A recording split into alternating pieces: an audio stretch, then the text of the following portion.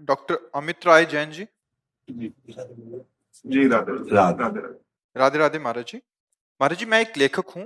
मैंने अभी फिलहाल ही भगवान राम जी की जन्मभूमि अयोध्या पर एक पुस्तक लिखी है। आगे मुझे भगवान श्री कृष्ण जन्मभूमि पर किताब लिखनी है। आप श्री राम जी एवं श्री कृष्ण का दार्शनिक अंतर स्पष्ट कर सकते हैं महाराज? कोई अंतर नहीं है। फिल्म तो आप देखते ही हैं, एक अभिनय करता विविध फिल्मों में विविध स्वांग करता है, अभिनय करता है। पहचानने वाला कभी संशय नहीं रखता है। रखता है क्या? देखो, वो एक बहुत बड़े वो जो निगेटिव रोल करते हैं उनको क्या कहते हैं? विलन। अब वो हर फिल्म में नकारात्मक रोल करते हैं और कई में सकारात्मक किया, तो वो सकारात्मक करे या नकारात्मक करे, पहचानने वाला क्या कहता है? लेके चला। हाँ, तो प्रभु कभी रुद्र रूप में, कभी सौम्य रूप में, कभी श्रृंगार मूर्ति में, कभी भयानक रूप में। वही वाराह, वही नृसिंह, वही मत्स्य, वही कूर्म, वही राम, वही कृष्ण। अभिनय है ये प्रभु का। अवतार लेकर अपने भक्तों के लिए सुख देने के तत्व वही है। तत्व में किंचन मात्र भी अंतर नहीं। जो अत्यंत गंभीर गुणों के समुद्र मर्यादा पुरुषोत्तम भगवान राम है, वही तरंगायमान प्रेम समुद्र, लीलापरायण, ललित त्रिभंगी, मुरली मनोहर, जिनकी कटाक्ष बड़े बड़े मुनियों को भी मोहित कर ले, वही श्री कृष्ण। किंचन मात्र कोई अंतर नहीं है, अभिनय में है।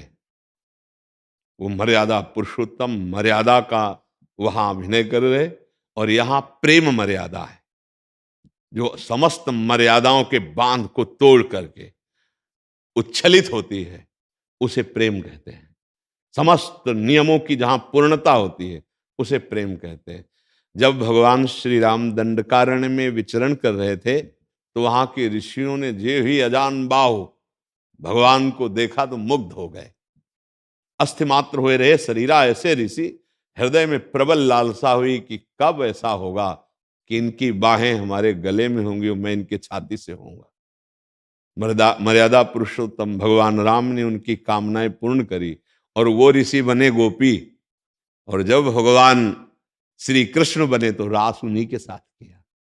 श्रुति की ऋचाएं, दंडकारण्य के ऋषि, मिथिला की वो प्रेमी सखियां, ये सब गोपी बने आके। भगवान राम मर्यादा पुरुषोत्तम, उनकी लीला में कहीं भी किसी भी तरह से मर्यादा का खंडन नहीं मिलेगा, सब शास्त्रीय मर्यादा के अंतर्गत। और भगवान श्री कृष्ण प्रेम मर्यादा। अगर प्रेम का ज्ञान नहीं तो तुम मर्यादा से नहीं मिला सकते हो। प्रेम, अगर प्रभु कभी मुस्कुराए हैं तो सियाजू से ही केवल मुस्कुराए रामावतार में, और यहां तो मुस्कुरा के लाखों के प्राण हरण कर लिए। चाहे वो श्री सुखदेव जी हो ना, परमहंस शिरोमणि, चाहे सुखदेव जी हो, और चाहे वो मधुसूदन सरस्वती हो, चाहे वो प्रबोधानंद जी महाराज हो, चाहे वो कोई बहुत बड़ा ऋषि हो, चाहे मुनि हो, चाहे किसी को मंद मुस्कुरा के लाल की रूप माधुरी नैनन निरख नेक सखी, मन सिज मन हरन हास सावरो सुकुमार रास, नखसिक अंग अंगन उमग सौभग शिव नखी। औरों की तो बात जाने दो, जटाजूट धारी भगवान शंकर भी गोपी बन करके जिनके गले में हाथ डालना चाहते हो हैं श्री कृष्ण। और जो कभी मर्यादा से एक भी विचलित नहीं हुए, वही है भगवान श्री राम मर्यादा पुरुषोत्तम। वहां मर्यादा सत शास्त्र से युक्त, और यहां सत शास्त्रों का फल प्रेम, प्रेम की मर्यादा। अगर प्रेम का परिचय नहीं तो कृष्ण चरित्र नहीं जान सकता। जैसे भगवान श्री कृष्णचंद्र का एक नाम है ब्रज में माखन चोर। बेचारा कोई गरीब लड़का हो, फिर माखन गली गली चुराए तो बात समझ में आती ना। बाबा के कितने थे? 9 लाख गौएं। माखन जानते हो कहां रखा जाता था? कुंड में। कि रोज अगर श्री कृष्ण स्नान करे तो माखन दही दूध के कुंड थे, वहां कोई पात्रों में दूध थोड़ी रखा जाता, दूध दूध के कुंडों में डाला जाता था। दूध का कुंड, दधी का कुंड, घृत का कुंड, मक्खन का कुंड, ऐसे थे। पर जब यशोदा मैया अपने हाथ से लाला को पवाती, लाला तो जो गोपी जन आती वो कामना करती कि काश अगर मेरे ये लाला होते, कभी मेरे घर आते, मेरा दही पाते, मेरा कितना हो भाग, क्या ये मुझे सुख देंगे? तो जाकी रही भावना जैसी, उसकी भावना पूर्ति करने के लिए ये था माम प्रपद्यन्ते तास्तै भजाम्यहम्, भगवान वैसे ही जाते। जब कभी उपद्रव करते हुए लालजू को मैया पकड़ती बाह और डांटती और प्रभु का वो डरा हुआ रूप, तो गोपी सोचती क्या कभी मुझे ऐसा सौभाग्य मिलेगा कि मैं इनकी बाह पकड़ूं और इनको डांटूं और ये डर पे? वही भगवान जाकर के चाहे जितने ऊंचे में दही रखा गया हो, सखा के ऊपर सखा हो आप चढ़ करके और फिर पकड़े जाते, फिर डांट लगती, तो वो सुख भगवान प्रदान कर रहे। माखन की कमी तो बाबा के घर में थोड़ी है। भगवान की लीला को बिना प्रेमी महापुरुष के कोई जान नहीं सकता। हमारे श्री कृष्ण की लीला बड़े टेढ़ी, ये कभी सीधे खड़े नहीं मिलेंगे। ये जब आपको खड़े मिलेंगे तो आप देख लेना, इनकी जो झांकी होगी ना वो टेढ़ी होगी, इनकी लीला टेढ़ी। इनका नाम है बांके बिहारी ना? इनको समझ पाना बहुत कठिन है। पहले राम जी की मर्यादा को समझो और आराधना करो, तब कृष्ण जी की प्रेम मर्यादा में प्रवेश आए। यहां केवल प्रेम की मर्यादा, प्रेम ही प्रेम, प्रेम ही प्रेम। जूथ की जूथ गोपियां और एक गोपी एक श्री कृष्ण, एक गोपी एक श्री कृष्ण, ऐसा सुख प्रदान कर रहे हैं। ये गोपियां कौन है? ये वो सब ऋषि मुनि हैं जो तप करके भजन करके भगवान के समीप इस प्रेम रस का रसास्वादन पाए। जिनकी चरण रज उद्धव आदि वंदना करते हैं वो ये गोप। भगवान श्री कृष्ण के लीला को बिना प्रेमी के नहीं समझा जा सकता। इनको दार्शनिक तौर पर नहीं समझा जा सकता। इनको प्रेम प्रेम, बिना ढाई आखर प्रेम के पढ़े सो पंडित हो।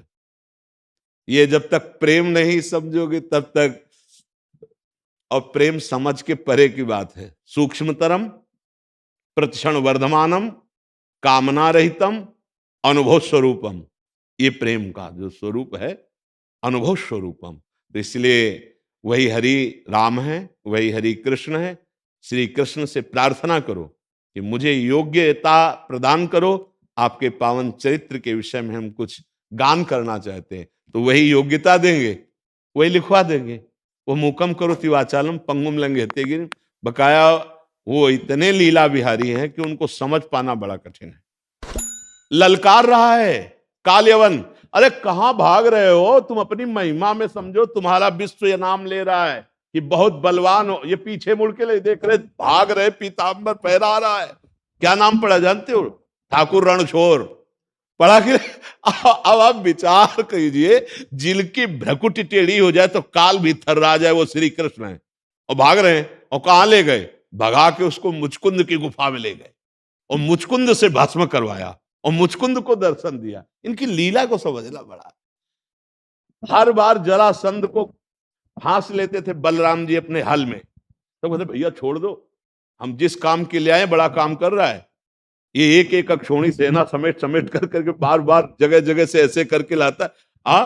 हम जिसका भार उतारने के लिए आए बहुत बड़ा सहयोग कर रहा है, इसे छोड़ दो। 18 बार आक्रमण किया भगवान पर, 23 अक्षोणी सेना लेकर, 23 अक्षोणी सेना लेकर के 18 भीम अर्जुन और आप साथ गए और द्वंद्व युद्ध की भिक्षा मांगी और फिर फड़वा के फेंकवा दिया।